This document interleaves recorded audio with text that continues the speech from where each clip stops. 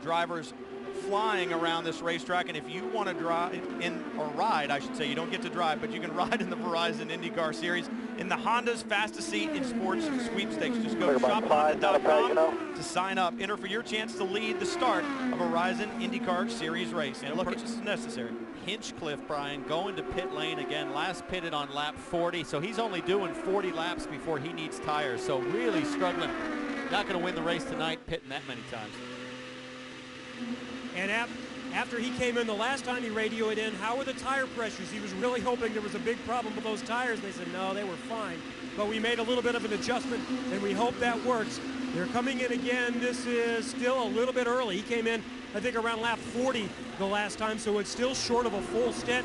But I'm sure he felt like, I've got to come in here and try something. 44 was the last time, so this is about 15 laps short of a full stint, and Hinchcliffe is back out. And he is so frustrated. You look through his qualifying for the year, he's got 5 front row starts, but only 1 top 5 finish. James Hinchcliffe needs to find some good luck, and right now he's not having any of it. This man, Will Power, is spectacular out front. Well, these guys are definitely earning their money tonight. What do you think, Townsend, with how bad the handling is going off? I'm amazed that there hasn't been a yellow. I was thinking the same thing. I keep waiting for it to happen, but it hasn't come. Will Power stabilized a bit on pace. He's about 204 right now. TK at a 202 mile-an-hour lap on that last lap. And he's got Ed Carpenter and Simon Pagenaud. Ed's gotten around Simon, and Dixon lurking behind. So it's interesting to see. They've got to continue to work traffic. Will Power's got to try to make moves here. And one of the cars that's actually a surprise here, like I said earlier, is Briscoe left the pits in front of Power. He's still sitting out in front, trying to hang on to the lead lap.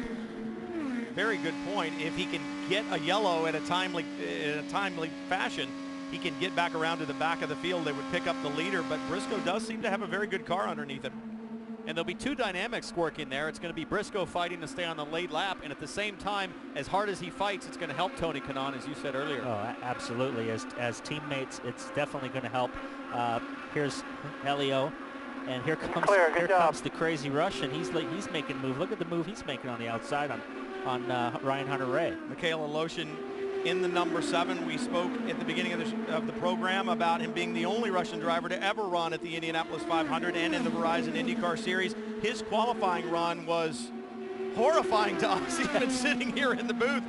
But he said, hey, I had fun in qualifying. I think I have a good race car. We'll be fine here. Nice and steady, ward down. Ed Carpenter has decided to make an early stop because they believe they have a blistered tire. Tires, we made a tire pressure adjustment. Keeping an eye, he had reported that the car was starting to get loose. That was a 7.5 second stop. Hunter-Reay's coming in as well for his. But Pagenaud was very happy with the changes they made. They went back to what they had in the first practice session. You see a slight front wing adjustment there, a little bit late on the outside rear, but Pagenaud has a pretty good car here tonight after struggling last night. And Kevin, to give you just a rundown on Scott Dixon, I did not see any front wing change for Scott Dixon. And then also giving a summary for Ed Carpenter. He thought that he was having a blistered tire. The team checked. In fact, there was no problem, so it just felt like it as we watch Aloshin now, currently 4th. And what a run by this guy. I mean, here's a guy who's never seen this place, probably never been to Texas in his life. You think he would ever run like this down here?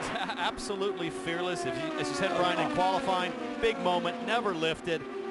But you know what? This place can bite you. You've got to respect it. So we'll keep an eye on him all night long, but he's been very impressive. Guys, here's the thing about Texas. All these green flag stops, if a yellow comes now, 6 are a lap ahead of the rest of the field. So it's going to be really interesting to see if a yellow does come out. A lot of guys can be hung out here. Kelly?